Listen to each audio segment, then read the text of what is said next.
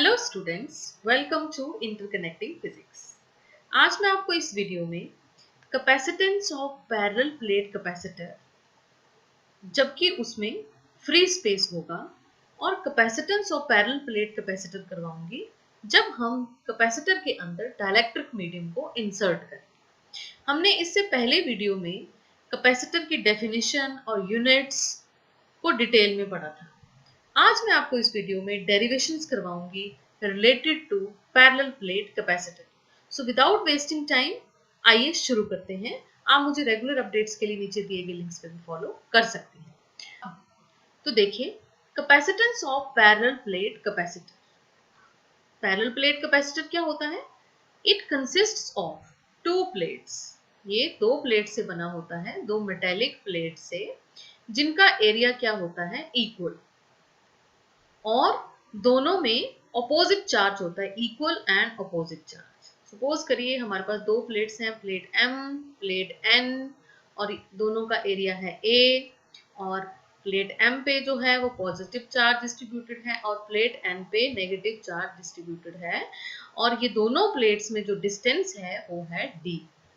तो ये जो हमारे पास कंस्ट्रक्शन बनी है, इसको हम कहते हैं पैरेलल प्लेट कैपेसिटर। तो अब देखिए, इस पैरेलल प्लेट कैपेसिटर में इन दोनों प्लेट्स में इस बार अंदर जो है वो है फ्री स्पेस। फ्री स्पेस का मतलब आप समझते हैं, वैक्यूम या फिर एयर। तो हम इस कैपेसिटर की आज कैपेसिटेंस निकालने जा रहे हैं। और देखिए, कैपेसिटेंस का फॉर्मूला क्या होता है? Capacitance is denoted by capital C and which is equal to Q। Q मतलब charge on the capacitor divided by V. V is the potential difference between the two plates of the capacitor. तो it means कि जब हमें capacitance निकालनी है तो उसके पहले हमें निकालना पड़ेगा कि वोल्टेज क्या होता है। आइए देखते हैं कि हम कैसे कैपेसिटेंस की डेरिवेशन को यहाँ पे डिराइव करेंगे। तो देखिए, इसके लिए हमें कुछ कंसिडरेशन करनी है, जो कि हम कर लेते हैं। Let us consider a parallel plate capacitor consists of to plates M and N. Let the separation between two plates is D, plus Q charge is given to plate M, minus Q charge is given to plate N. And the electric field between the two plates, between the plates मतलब plates के अंदर कितनी है? E not sigma over epsilon not. अब देखिए, ये आपको पहले ही पता है कि जब दो प्लेट्स ऑपोजिटली चार्ज्ड हो, ऑपोजिटली इक्वली चार्ज्ड मतलब equal number of positive charge, equal negative charge, तो प्लेट्स के लेफ्ट साइड में इलेक्ट्रिक फील्ड क्या होती है? 0। प्लेट के राइट साइड में इलेक्ट्रिक फील्ड क्या होती है? 0। और जो इलेक्ट्रिक फील्ड एग्जिस्ट करती है वो दो प्लेट्स के अंदर एग्जिस्ट करती है। ये मैंने ऑलरेडी आपको एक वीडियो में करवाया हुआ है, जिसमें हमने एप्लीकेशंस ऑफ गॉस थ्योरम किया था और हमने ये डेरिवेशन की थी। अगर आपको फिर से वो डेरिवेशन को समझना है तो आप आई बटन पे हिट कर सकते हैं और उस डेरिवेशन को आप देख सकते हैं। बिकॉज इस डेरिवेशन को देखे बिना इस कॉन्सेप्ट को समझना मुश्किल हो जाएगा, क्योंकि आपको ये लगेगा कि इलेक्ट्रिक फील्ड कहाँ से आ गई, बल्कि ये हम ऑलरेडी डिराइव कर चुके हैं। तो चलिए आइए देखते हैं। तो इन दोनों प्लेट्स के बीच में जो इलेक्ट्रिक फील्ड है वो है sigma over epsilon naught, where epsilon naught is the permittivity of the free space, क्योंकि अभी दो प्लेट्स के अंदर क्या है? Free space, that is vacuum और एयर। अब देखिए, direction of electric field is from positive to negative, जो हमेशा होता है। Electric field starts from positive and end on negative. अब देखिए, the potential difference between the plates M and N। हमें पता है, हमने पढ़ा था एक जगह, electric field is negative of potential gradient, और हमने ये भी पढ़ा था कि magnitude is equal to dV upon dr। Magnitude जो है वो सेम होता है दोनों का, E equal to dV upon dr।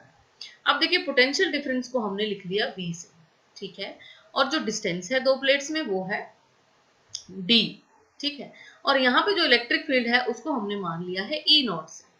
तो इसका मतलब है कि हमारे पास V क्या बनेगा? अगर क्रॉस मल्टीप्लाई करेंगे, E नॉट इंटू D, ठीक है।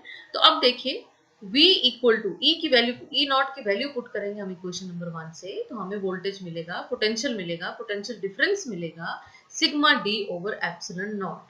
अब हमें पता है sigma is surface charge density, और जिसकी वैल्यू होती है charge divided by area of the plates, Q divided by A। तो ये वैल्यू जब यहाँ पे पुट करी तो हमारे पास आया v equal to Q D divided by epsilon naught A. अब देखिए c की वैल्यू होती है q डिवाइडेड बाई v, तो v की वैल्यू जब हमने पुट की यहाँ पे तो हमारे पास रिलेशन आया capacitance of parallel plate capacitor is epsilon naught a divided by d। तो हमें रिलेशन मिल गया है C equal to epsilon naught A divided by D। अब देखिए capacitance of parallel plate capacitor किस पे डिपेंड कर रही है?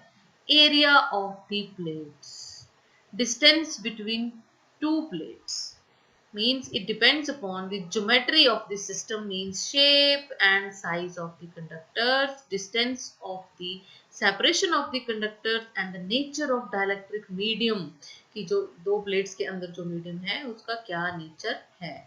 ठीक है, अब देखिए हमने पहले भी लास्ट वीडियो में किया था कि 1 farad is very big unit of capacitance, very big unit of capacitance किया था हमने। अब हम यहाँ पे भी ये चीज कर सकते हैं कि यहाँ से ये चीज हम प्रूव कर सकते हैं कि 1 farad is very large unit of capacitance. तो देखिए कैसे कर सकते हैं। अब हमें पता है कि C equal to epsilon naught A by D है, तो हम क्या करते हैं 1 फैरेड के लिए एरिया निकाल लेते हैं प्लेट्स का कितना होगा, तो क्रॉस मल्टीप्लाई करेंगे तो क्या आएगा C D divided by epsilon naught. C की मान ली हमने वैल्यू 1 फैरेड, डी मान लेते हैं डिस्टेंस बिटवीन टू प्लेट्स है हमारे पास 10⁻⁻² मीटर, ठीक है, और एप्सिलॉन नॉट है 8.85 into 10⁻⁻12 coulomb square newton inverse metre inverse square.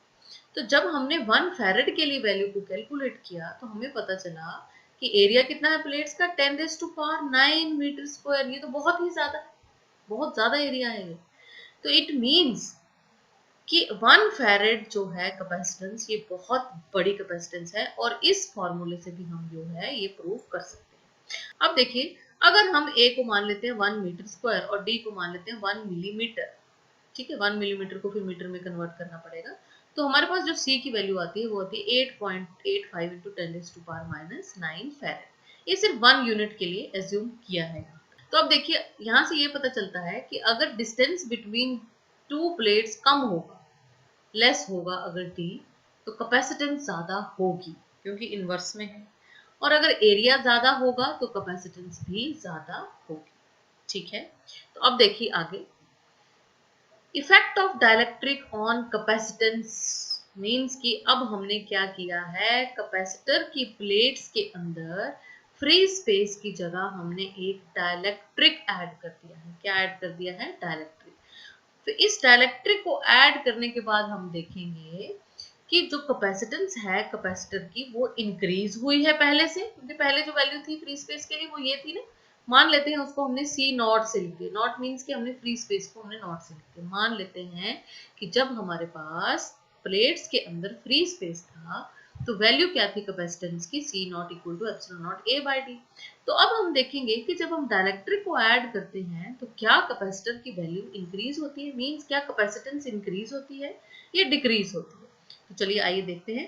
देखिए इसके लिए हमें पहले वाला केस कंसीडर करना पड़ेगा कि जब पैरेलल प्लेट कैपेसिटर में फ्री स्पेस था तो उसकी कैपेसिटेंस थी C naught equal to epsilon naught A divided by D, where D is the distance between the plates of the capacitor and A is the area of each plate. Now electric field कितनी थी तब? Sigma over epsilon naught.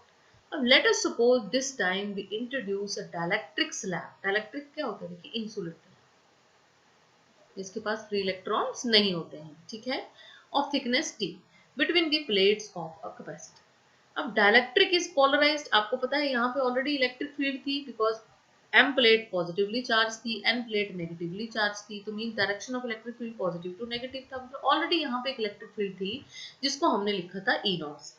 अब इस electric field की वजह से जो dielectric के मॉलिक्यूल्स थे वो पोलराइज होना शुरू हुए। पोलराइज होने का मतलब कि सेंटर ऑफ नेगेटिव चार्ज और सेंटर ऑफ पॉजिटिव चार्ज में एक सेपरेशन आना शुरू हो गई डाइलेक्ट्रिक के मॉलिक्यूल्स में। तो इससे क्या हुआ? देखिए ऐसे हुआ ना, नेगेटिव जो आयंस थे वो नेगेटिव चार्जेस जो थे वो इलेक्ट्रिक फील्ड के अपोजिट मूव किए, और पॉजिटिव जो थे वो इलेक्ट्रिक फील्ड की डायरेक्शन में मूव किए। तो इस तरीके से पोलराइजेशन हो गई एक डाइलेक्ट्रिक। ये देखिए ऐसे और होंगे, देखिए ऐसे और होंगे ऐसे, ठीक है। तो अब देखिए जो अंदर वाले थे ये देखिए पॉजिटिव ऑफ वन एटम और negative of near by atom, ये आपस में कैंसिल होगा। ये देखिए इसका पॉजिटिव इसके साथ कैंसिल हो गया, इसका पॉजिटिव इसके साथ, तो हमारे पास जो नेट चार्ज जो बचा वो बचा साइड्स ऑफ द डायरेक्ट्रिक। देखिए यहाँ पे नेगेटिव और यहाँ पे पॉजिटिव, और अंदर जो चार्ज थे वो क्या हो गए, कैंसिल हो गए। Positive charge of one atom cancels with the negative charge of second या एडजेसेंट एटम।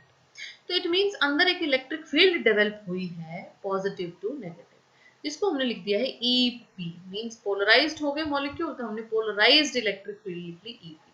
अब देखिए इस इलेक्ट्रिक फील्ड की जो डायरेक्शन है वो इस इलेक्ट्रिक फील्ड से अपोजिट है, तो इसका मतलब इलेक्ट्रिक फील्ड रिड्यूस हो गई। कितनी हो गई, देखिए E vector equal to E naught, जो अप्लाइड इलेक्ट्रिक फील्ड थी, माइनस EP, कम हो गई। ठीक है, तो ये आ गई हमारे पास reduced value of electric field, reduced value of electric field. पहले तो जब हमने डाइलेक्ट्रिक डाला कैपेसिटर में तो भैया ये हुआ, ठीक है। उसके बाद देखिए reduced value of electric field क्या आ गई, E नॉट माइनस EP, और अगर E naught equal to sigma over epsilon naught है तो EP क्या होगा, sigma P over epsilon naught. क्यों, क्योंकि ये जो नेगेटिव और पॉजिटिव चार्ज डेवलप हुए हैं तो यहाँ पे एक इंड्यूस हुई है सरफेस चार्ज डेंसिटी, यहाँ पे नेगेटिव और यहाँ पे positive surface induced surface charge density. तो EP क्या होगा, sigma P over epsilon not. तो एप्सिलॉन नॉट को अगर हम एलसीएम मान लेते हैं तो E की वैल्यू होगी sigma minus sigma P over epsilon not. अब देखिए पहले हमने कैपेसिटेंस निकालने के लिए क्या निकालना है, potential difference between the plates. अब देखिए थोड़ा सा यहाँ पे समझने की जरूरत है इस चीज को। कैसे, potential difference equal to E naught, क्या है E naught, applied electric field, वो कहाँ रह गई, अब ये स्पेस यहाँ पे और यहाँ पे, मीन्स D क्या थी, डिस्टेंस बिटवीन प्लेट्स, T क्या है, thickness of the electric, D minus T जो स्पेस बच गया है ना, मान लीजिए कि 3 मिलीमीटर था स्पेस इसमें प्लेट्स में, और 2 मिलीमीटर का आपने डाइलेक्ट्रिक डाल दिया, तो जो स्पेस बच गया 1 मिलीमीटर, उसमें क्या होगी, ये वाली रिड्यूस सॉरी जो अप्लाइड वैल्यू जो है ये E नॉट, ये यहाँ पे एग्जिस्ट करेगी। और ये जो डाइलेक्ट्रिक है इसकी वजह से जो ऑपोजिट इलेक्ट्रिक फील्ड प्रोड्यूस हुई है उसने रिड्यूस कर दिया इसकी वैल्यू को, रिड्यूस करके वैल्यू आ गई हमारे पास E। तो ये E वैल्यू जो है ये एग्जिस्ट करेगी किसमें, डाइलेक्ट्रिक। देखो एक बार फिर समझिए कि इस बार जो डाइलेक्ट्रिक के अंदर इलेक्ट्रिक फील्ड है वो कितनी है, E नॉट माइनस EP, समझ गए आप।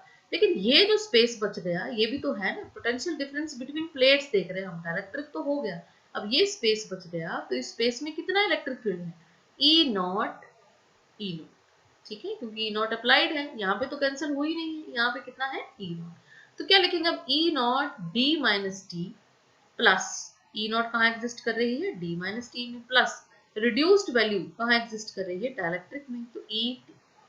ठीक है, अब देखिए हमें पता है डाइलेक्ट्रिक कांस्टेंट होता है K, हमने लास्ट वीडियो में आपको ये पढ़ाया था, it is the ratio of applied electric field to the reduced value of electric field. ठीक है, तो देखिए इस फॉर्मूला में ये था ना E not D minus T, तो ये जो E है इसकी जगह हम क्या लिखेंगे, अगर K equal to E naught over E है तो E क्या बनेगा, E नॉट ओवर K। तो हमने यहाँ पे जो E था यहाँ पे क्या लिख लिया, E नॉट ओवर K। ठीक है, अब देखिए E नॉट को आप निकाल लीजिए कॉमन, क्योंकि ये दोनों में दोनों टर्म्स में ये आ रहा है, तो यहाँ रह गया D minus T plus T over K। ठीक है, अब देखिए using equation number 1, equation number 1 में क्या लिखा था हमने, E naught equal to sigma over epsilon naught, sorry equation number 2, तो इसको हम यहाँ पे जो है वो यूज करेंगे इक्वेशन नंबर 2। तो सिग्मा ओवर एप्सिलॉन नॉट, और सिग्मा क्या होता है, Q ओवर A। ठीक है, तो Q over A epsilon not D minus T plus T over K। ठीक है, अब कैपेसिटेंस ऑफ द कैपेसिटर, देखिए वोल्टेज निकाल लिया हमने, पोटेंशियल निकाल लिया, अब कैपेसिटेंस क्या होगी, C equal to Q over V, तो V की वैल्यू हम यहाँ पे जो है वो पुट करेंगे। ठीक है, अब Q से Q कैंसिल हो जाएगा और A एप्सिलॉन नॉट जो है वो न्यूमरेटर में आ जाएगा। ठीक है, तो ये वैल्यू हमारे पास आ गई, यहाँ से हम D कॉमन निकाल, देखिए क्यों निकालेंगे D कॉमन, क्योंकि हमें पता है पैरेलल प्लेट कैपेसिटर जब फ्री स्पेस हो उनमें तो वैल्यू होती है epsilon naught A divided by D। तो हमने ये वैल्यू जो है यहाँ लेकर आनी है बेसिकली, तो ए एप्सिलॉन नॉट तो है, डी नहीं है, तो डी के लिए हमने यहाँ से डी कॉमन निकाल लिया। देखिए डी जब यहाँ से कॉमन निकाल लिया तो यहाँ आया 1, यहाँ तो डी था नहीं तो हो गया डिवाइड, सो दैट कि जब आप अंदर लेके जाए तो यहाँ डी बन जाए और डी से डी कट के ये टी रह जाए। अब प्लस यहाँ भी नहीं है तो T divided by D into के, तो ये वैल्यू जो हमारे पास अंदर बची। ठीक है, अब देखिए, अब c को c नॉट से डिवाइड करेंगे। ठीक है, तो c नॉट से जब डिवाइड करेंगे तो epsilon naught a can cut जाएगा, d से d कट जाएगा and the value will be 1/1 minus t over d plus t over d into k। तो ये देखिए आगे c equal to c naught divided by 1 minus t over d plus t over d K. और इस equation से हमें ये पता चलता है कि c जो है ग्रेटर देन है c नॉट। मैं आपको आगे बताऊंगी कैसे पता चल रहा है कि c equal greater than c not है, अभी देखेंगे हम थोड़ी देर में। पर देखिए फॉर द टाइम बिंग ये समझिए कि मीन जब एक कैपेसिटर में हम डाइलेक्ट्रिक ऐड करते हैं तो उसकी कैपेसिटेंस ज्यादा हो जाती है उस कैपेसिटर्स में जिसमें क्या था अंदर फ्री स्पेस। मींस अगर आपने किसी कैपेसिटर की कैपेसिटेंस को बढ़ाना है तो उसके अंदर सूटेबल डाइलेक्ट्रिक मीडियम को ऐड कर देंगे और उसकी कैपेसिटेंस जो है वो बढ़ जाएगी। ठीक है, अब देखिए स्पेशल केस देखिए when t equal to D. देखिए अभी आपको पता चल जाएगा कि ये जो टर्म है इस टर्म से c जो है वो ज्यादा हो गया। when t equal to D, t equal to D मतलब जो हमारे पास इंसुलेटिंग मटेरियल है वो पूरी तरह से फिट हो गया है अंदर। t इक्वल टू डी, ये देखिए t इक्वल टू डी मतलब इंसुलेटिंग मटेरियल पूरी तरह से फिट है, कहीं भी कुछ स्पेस वेकेंट नहीं रह गया है। तो ठीक है, t को हम d पुट कर देते हैं, t को d पुट कर दिया, ये कट गया, ये भी कट गया। अब 1 माइनस 1 जो है क्या हो गया, 0 हो गया, प्लस 1 ओवर k बच गया, 1 ओवर k, तो ये k ऊपर जाएगा तो c क्या बनेगा, k टाइम्स c नॉट। तो देखिए कैपेसिटेंस जो है वो बढ़ गई, किस फैक्टर से, डाइलेक्ट्रिक कांस्टेंट। मींस अगर डाइलेक्ट्रिक कांस्टेंट मान लीजिए उसकी वैल्यू है 20, तो क्या वैल्यू हो जाएगी, c equal to 20 times c naught. Mean जब फ्री स्पेस है तब c नॉट है और अब 20 गुना वैल्यू जो है वो बढ़ गई। ठीक है, तो it means capacitance of parallel plate capacitor increases by a factor of k। और यहां से देखिए एक और डेफिनेशन आ रही है डाइलेक्ट्रिक कांस्टेंट की, c over c naught. It is the ratio of capacitor of the capacitance when dielectric is added in the plates and to the capacitance of the capacitor when there is free space between the plates। okay, अब देखिए therefore dielectric constant की value ये आई है जो हमने अभी देख ली है क्या थी। ठीक है, अब देखिए number 2, if t equal to d by 2, अगर d बाई 2 है तो d बाई 2 पुट कर देंगे, d बाई 2 पुट करेंगे तो पूरा इक्वेशन को सॉल्व करेंगे तो हमारे पास आएगा 2kc not divided bye k plus 1। अभी भी देखिए वैल्यू जो है वो बढ़ ही रही। ठीक है, अगर t equal to D by 3 है, मान 2d बाई 3 है, सॉरी 2d बाई 3 है तो 2d बाई 3 पुट करेंगे तो वैल्यू ये निकल जाएगी। इस बार भी जो है वो वैल्यू कैपेसिटेंस की बढ़ रही है। अब देखिए डाइलेक्ट्रिक कांस्टेंट की हमारे पास बहुत सी जो है वो फॉर्मूला सामने आए हैं। सबसे पहले chapter 1 electric charges and fields में जो डाइलेक्ट्रिक कांस्टेंट का वैल्यू था वो था k equal to epsilon over epsilon naught. Means it is the ratio of permittivity of the substance to the permittivity of the free space। हमें पता है permittivity of substance होता है epsilon naught into epsilon r। epsilon naught is the permittivity of free space and epsilon r is the relative permittivity। ठीक है, अब देखिए अगर e को हम यहाँ पुट करेंगे तो एप्सिलॉन नॉट से एप्सिलॉन नॉट कट जाएगा और k की वैल्यू आएगी epsilon r। Mean dielectric constant of a medium is relative is equal to the relative permittivity of the substance। ठीक है, यहां से ये पता चल गया। अब देखिए नंबर 2, डाइलेक्ट्रिक कांस्टेंट की एक और डेफिनेशन होती है, it is the ratio of applied electric field to the reduced value of electric field. ठीक है, तीसरा आज जो हमने देखा वो नया डेफिनेशन था कि it is the ratio of capacitance of parallel plate capacitor with dielectric to the capacitance of parallel plate capacitor with free space। ये जो रिलेशन है देखिए, ये रिलेशन हो गया, ये रिलेशन हो गया, चाहे ये रिलेशन हो गया, यहां से यही पता चलता है कि k जो है वो unitless, it is purely a number, it is purely a number.